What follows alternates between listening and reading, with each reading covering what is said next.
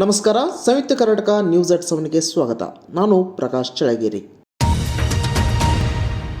ವಾಲ್ಮೀಕಿ ನಿಗಮದ ಹಗರಣ, ಮೂಡಾ ಹಗರಣ, ದಲಿತರ ಹಣವನ್ನು ಬೇರೆ ಉದ್ದೇಶಕ್ಕೆ ವರ್ಗಾವಣೆ ಮಾಡಿದ್ದನ್ನು ಖಂಡಿಸಿ ಆಗಸ್ಟ್ 3ರಿಂದ ಬೆಂಗಳೂರಿನಿಂದ ಮೈಸೂರಿಗೆ ಬಿಜೆಪಿ ಜೆಡಿಎಸ್ ಪಕ್ಷಗಳಿಂದ ಪಾದಯಾತ್ರೆ ನಡೆಸಲಾಗುವುದು ಎಂದು ಬಿಜೆಪಿ ರಾಜ್ಯಾಧ್ಯಕ್ಷ ಬಿವೈ ವಿಜಯೇಂದ್ರ ತಿಳಿಸಿದ್ದಾರೆ. ಬೆಂಗಳೂರಿನಲ್ಲಿ ನಡೆದ ಬಿಜೆಪಿ ಜೆಡಿಎಸ್ ಮುಖಂಡರ ಸಭೆ ಬಳಿಕ ಮಾತನಾಡಿದ ಅವರು, ಬೆಂಗಳೂರಿನಿಂದ ಮೈಸೂರಿಗೆ ಪಾದಯಾತ್ರೆಯಲ್ಲಿ ತೆರಳಲು 7 ದಿನ ಬೇಕಾಗಲಿದೆ. ಹಿರಿಯ ನಾಯಕ ಬಿಎಸ್ ಯಡಿಯೂರಪ್ಪ, ಎಚ್.ಡಿ. ಕುಮಾರಸ್ವಾಮಿ ಅವರು ಕೂಡ ಪಾದಯಾತ್ರೆಯಲ್ಲಿ ಭಾಗವಹಿಸಲಿದ್ದಾರೆ ಎಂದರು. ರಾಜ್ಯದಲ್ಲಿರ್ತಕ್ಕಂಥ ಭ್ರಷ್ಟ ಕಾಂಗ್ರೆಸ್ ಸರ್ಕಾರದ ವಿರುದ್ಧ ಕಳೆದ 2-3 ತಿಂಗಳುಗಳಿಂದ ನಿರಂತರವಾಗಿ ಕೇಳಿ ಬರ್ತಾ ಇರ್ತಕ್ಕಂಥ ಭ್ರಷ್ಟಾಚಾರದ ಪ್ರಕರಣಗಳು, ವಾಲ್ಮೀಕಿ ಅಭಿವೃದ್ಧಿ ನಿಗಮದಲ್ಲಾಗಿರ್ತಕ್ಕಂಥ 187 ಕೋಟಿ ಲೂಟಿ ಮಾಡಿರ್ತಕ್ಕಂಥದ್ದು, ಮೈಸೂರಿನ ಮೂಡಾ ಹಗರಣ ಇರ್ಬೋದು, ಮತ್ತೆ SCP TSPನಲ್ಲಿ ಏನು ದಲಿತರಿಗೆ ಪರಿಷ್ಠ ಜಾತಿ ಪರಿಷ್ಠ ಪಂಗಡಗಳ ಹಣವನ್ನ ಕೊಡದೇ ಒಂದು ವರ್ಗಾವಣೆ ಮಾಡಿರ್ತಕ್ಕಂಥದ್ದು, ಎಲ್ಲ ವಿಚಾರಗಳನ್ನ ತೆಗೆದುಕೊಂಡು ಬೆಂಗಳೂರಿನಿಂದ ಮೈಸೂರಿನವರೆಗೆ ಪಾದಯಾತ್ರೆ ಮಾಡಬೇಕು ಅನ್ನುವ ಚರ್ಚೆಯನ್ನ ಸಮಾಲೋಚನೆ ಮಾಡಿ ಮುಂದಿನ ಶನಿವಾರ ಬೆಂಗಳೂರಿನಿಂದ ನಮ್ಮ ಪಾದಯಾತ್ರೆ ಪ್ರಾರಂಭ ಆಗ್ತದೆ. ಮೂಡಾ ಹಗರಣಕ್ಕೆ ಸಂಬಂಧಿಸಿದಂತೆ ಬಿಜೆಪಿ ಶಾಸಕ ಯತ್ನಾಳ್ ಸ್ವಪಕ್ಷದ ನಾಯಕರ ವಿರುದ್ಧವೇ ಆರೋಪ ಮಾಡಿದ್ದು, ಸಿಬಿಐ ತನಿಖೆ ನಡೆಸಿದರೆ ಯಾರೆಲ್ಲ ಇದ್ದಾರೆ ಎಂಬುದು ಗೊತ್ತಾಗುತ್ತದೆ ಎಂದಿದ್ದಾರೆ. ವಿಜಯಪುರದಲ್ಲಿ ಸುದ್ದಿಗಾರರೊಂದಿಗೆ ಮಾತನಾಡಿರುವ ಅವರು, ಮೂಡಾ ಮಾಜಿ ಅಧ್ಯಕ್ಷ ಎಚ್.ವಿ. ರಾಜೀವ್ ಬಿಜೆಪಿಯಲ್ಲಿದ್ದಾಗಲೇ ಈ ಹಗರಣ ನಡೆದಿದೆ. ಈಗ ಹಗರಣ ಬೆಳಕಿಗೆ ಬಂದಿದೆ.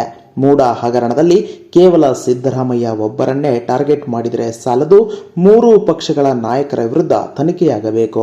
ಮೂಡಾ ಅಕ್ರಮದಲ್ಲಿ ಯಡಿಯೂರಪ್ಪ ಇದ್ದಾರೋ, ವಿಜಯೇಂದ್ರ ಇದ್ದಾರೋ, ರಾಜೀವ್ ಇದ್ದಾರೋ, ಎಚ್.ಡಿ.ಕೆ ಇದ್ದಾರೋ, ಇನ್ನು ಯಾರ್ಯಾರು ಇದ್ದಾರೆ ಎಂಬುದು ಸಿಬಿಐ ತನಿಖೆ ಮಾಡಿದರೆ ಎಲ್ಲವೂ ಹೊರಬರಲಿದೆ. ತಪ್ಪಿತಸ್ಥರ ವಿರುದ್ಧ ಕ್ರಮವಾಗಬೇಕು ಎಂದು ಆಗ್ರಹಿಸಿದರು. ರಾಜೀವ್ ಬಿಜೆಪಿ ಒಳಗಿದ್ದ, ಅವಾಗೆ ಆಗಿದ್ದ ಹಗರಣ ಈಗ ಕಾಂಗ್ರೆಸ್ಸಿಗೆ ಸೇರೋಣ. ಕಾಂಗ್ರೆಸ್ಸಿಗೆ ಯಾಕೆ ಸೇರೋಣಪ್ಪ ಅಂದ್ರೆ, ಇದೆಲ್ಲ ಮುಚ್ಕೊಂಡು ಹೋಗ್ಲತ್ತ ಸಿದ್ದರಾಮಯ್ಯ ನೇತೃತ್ವದಾಗ ಬಿಜೆಪಿನ ಕೆಡವಲಕ್ಕ ಅದನ್ನು ಯಾರು ಕೊಟ್ಟು ಕಳಿಸಿದ್ರು, ರಾಜೀವ್ ಯಾರು ಶಿಷ್ಯ ಅನ್ನೋದು ಇಡೀ ಕರ್ನಾಟಕದ ಮೂಲೆ ಗುರ್ತೈತೆ. ರಾಜೀವ್ ಯಾರ ನಿರ್ದೇಶನದ ಮೇಲೆ ಕಾಂಗ್ರೆಸ್ ಸೇರಿದ ಅನ್ನೋದು ಗುರ್ತಿದೆ. ನಾ ಅದೇ ಹೇಳ್ತಾ ಇದ್ದೀನಿ, ಬರೀ ಸಿದ್ದರಾಮಯ್ಯನವ್ರನ್ನ ವಿಧಾನಸಭೆಯಲ್ಲಿ ಅದೇ ಸಿದ್ದರಾಮಯ್ಯನವ್ರು ಒಬ್ಬರನ್ನೇ ಟಾರ್ಗೆಟ್ ಮಾಡಬೇಡಿ. ಇವತ್ತು ನಮ್ಮ ವಿಜಯೇಂದ್ರ ಹೇಳ್ತಾರೆ, ನಾವು ಸಿದ್ದರಾಮಯ್ಯರ ವಿರುದ್ಧ ಹೋರಾಟ ಅಲ್ಲ ಅಂತ, ಕಾಂಗ್ರೆಸ್ ವಿರುದ್ಧ ಹೋರಾಟ. ಸಿದ್ದರಾಮಯ್ಯ ಅಂದ್ರೆ ಯಾರೇನು ಬೇರೆ ಅದಾರೇನ್ರ ಅವ್ರನ್ನ BJP ಅವ್ರನ್ನ? ಹಂಗಲ್ಲ, ಸುಮ್ಮನೆ ಇಂಥದ್ದು ಎಲ್ಲಿ ಏನೂ ಮಾತಾಡಲೇ ಇಲ್ಲ, ಅಭಿನಂದನೆ ಸಲ್ಲಿಸ್ತಾರೆ. ಇದಕ್ಕೆ ನಾಗೇಂದ್ರನ ರಾಜೀನಾಮೆ ತೊಗೊಂಡಿದ್ದಕ್ಕೆ ನಾ ಹೇಳಿದೆ ನನ್ನ ಭಾಷಣದಲ್ಲಿ, ನಾಗೇಂದ್ರ ಮತ್ತು ವಾಲ್ಮೀಕಿ ನಿಗಮದ ಅಧ್ಯಕ್ಷರನ್ನ ನೀವು ಸಚಿವ ಸಂಪುಟದಿಂದ ಕಿತ್ತೆ ಹಾಕಬೇಕಾಗಿತ್ತು. ಅಂದರೆ ನಿಜವಾದಂಥ ಸಿದ್ದರಾಮಯ್ಯ ಅಂತ ಗುರ್ತಾಗ್ತದೆ. ಅದಕ್ಕೆ ನಾನು ಹೇಳ್ತಾ ಇದ್ದೀನಿ, ಇದು ಎಲ್ಲ ತನಿಖೆ CBIದಿಂದ ಮಾತ್ರ ಸಾಧ್ಯ. ಎಲ್ಲ ಪಾರ್ಟಿಯವರು ಅದರ ಆರೋಪನ ಕಾಂಗ್ರೆಸ್ನವ್ರು ಮಾಡ್ತಾರಲ್ಲ, ಭೈರತಿ ಸುರೇಶ್ ನಮ್ಮ ನಗರಾಭಿವೃದ್ಧಿ ಸಚಿವರು ಹೇಳ್ತಾರಲ್ಲ, ಅದೇ ತನಿಖೆ ಮಾಡಿರಿ, CBI ಕೊಡ್ರಿ. ಯಾರು ಯಡಿಯೂರಪ್ಪ ಅದಾನೋ, ವಿಜಯೇಂದ್ರ ಅದಾನೋ, ಯಡಿಯೂರಪ್ಪ ಅಕ್ಕನ ಮಕ್ಕಳು ಅದಾರೋ, ರಾಜೀವ್ ಅದಾನೋ, ಮತ್ತು ಯಾರ್ಯಾರು ಅದಾರ ಎಲ್ಲರೂ ಸಿಗ್ಬಿಡ್ತಾರೆ. ಬಿಜೆಪಿ ರಾಜ್ಯಾಧ್ಯಕ್ಷ ವಿಜಯೇಂದ್ರ ಮೂಡಾ ಹಗರಣ ಎಂದು ಮಾತನಾಡುವ ಮುನ್ನ ತಮ್ಮದೇ ಪಕ್ಷದ ಹಿರಿಯ ಶಾಸಕ ಬಸನಗೌಡ ಪಾಟೀಲ್ ಯತ್ನಾಳ್ ತಮ್ಮ ವಿರುದ್ಧ ಮಾಡಿರುವ ಭ್ರಷ್ಟಾಚಾರದ ಬಗ್ಗೆ ಉತ್ತರಿಸಿ ನಂತರ ಪಾದಯಾತ್ರೆ ಮಾಡಲಿ ಎಂದು ಕೈಗಾರಿಕಾ ಸಚಿವ MB ಪಾಟೀಲ್ ತಿರುಗೇಟು ನೀಡಿದ್ದಾರೆ. ವಿಜಯಪುರದಲ್ಲಿ ಮಾಧ್ಯಮದವರೊಂದಿಗೆ ಮಾತನಾಡಿರುವ ಅವರು, ಯಡಿಯೂರಪ್ಪ ಹಾಗೂ ಅವರ ಪುತ್ರ ವಿಜಯೇಂದ್ರ ಮ್ಯಾರಿಷಸ್ನಲ್ಲಿ 10,000 ಕೋಟಿ ರೂಪಾಯಿ ಹಣ ಇರಿಸಿದ್ದಾರೆಂದು ಬಿಜೆಪಿ ಪಕ್ಷದ ಹಿರಿಯ ಶಾಸಕ ಯತ್ನಾಳ್ ಬಹಿರಂಗ ಆರೋಪ ಮಾಡಿದ್ದಾರೆ. ಈ ಬಗ್ಗೆ ಉತ್ತರ ನೀಡಿದ ಬಳಿಕ ವಿಜಯೇಂದ್ರ ನಮ್ಮ ಪಕ್ಷದ ವಿರುದ್ಧ ಪಾದಯಾತ್ರೆ ಹೋರಾಟ ಮಾಡಲಿ ಎಂದರು. ವಿಜಯೇಂದ್ರ ಅವರು ಪಾದಯಾತ್ರೆ ಮಾಡೋಕ್ಕಿಂತ ಮುಂಚೆ ಅವ್ರು ತಮ್ಮ ಅವಧಿಯಲ್ಲೆಲ್ಲ ಏನೇನಾಗಿದೋ ನೋಡ್ಕೊಳ್ಳಿ. ಇಲ್ಲಿ ಇದ್ರಾಗ ಯಾವುದು ನಿಮ್ಮ 40% ಭ್ರಷ್ಟಾಚಾರ.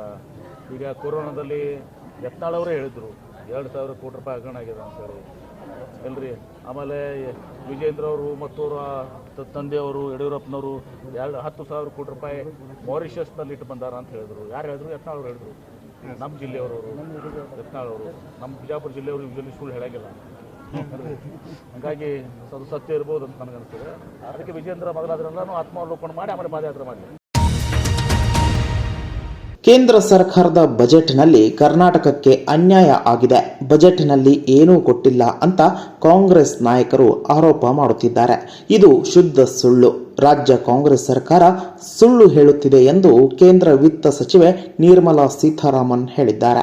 ಬೆಂಗಳೂರಿನಲ್ಲಿ ಮಾಧ್ಯಮಗೋಷ್ಠಿಯಲ್ಲಿ ಮಾತನಾಡಿರುವ ಅವರು 2009 ರಿಂದ 2014 ನಡುವಿನ 5 ವರ್ಷದಲ್ಲಿ ಯುಪಿಎ ಸರ್ಕಾರ ಇದ್ದಾಗ ರಾಜ್ಯಕ್ಕೆ 81,791 ಕೋಟಿ ರೂಪಾಯಿ ನೀಡಿತ್ತು. ಆದರೆ 2014 ರಿಂದ ಇಲ್ಲಿಯವರೆಗೆ ಎನ್ಡಿಎ ಸರ್ಕಾರ 2,95,818 ಕೋಟಿ ರೂಪಾಯಿ ನೀಡಿದೆ ಎಂದರು.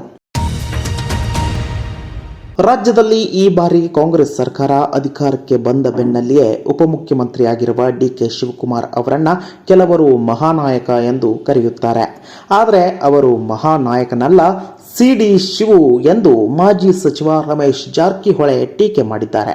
ಈ ಕುರಿತು ಗೋಕಾಕ್ನಲ್ಲಿ ಮಾಧ್ಯಮದವರೊಂದಿಗೆ ಮಾತನಾಡಿರುವ ಅವರು, ನಾನು ಹಾಗೂ ಕೇಂದ್ರ ಸಚಿವ ಎಚ್.ಡಿ. ಕುಮಾರಸ್ವಾಮಿ ಅವರು ಸೇರಿಕೊಂಡು ಡಿಕೆ ಶಿವಕುಮಾರ್ ಅವರಿಗೆ ಹೊಸ ಹೆಸರನ್ನ ನಾಮಕರಣ ಮಾಡಿದ್ದೇವೆ.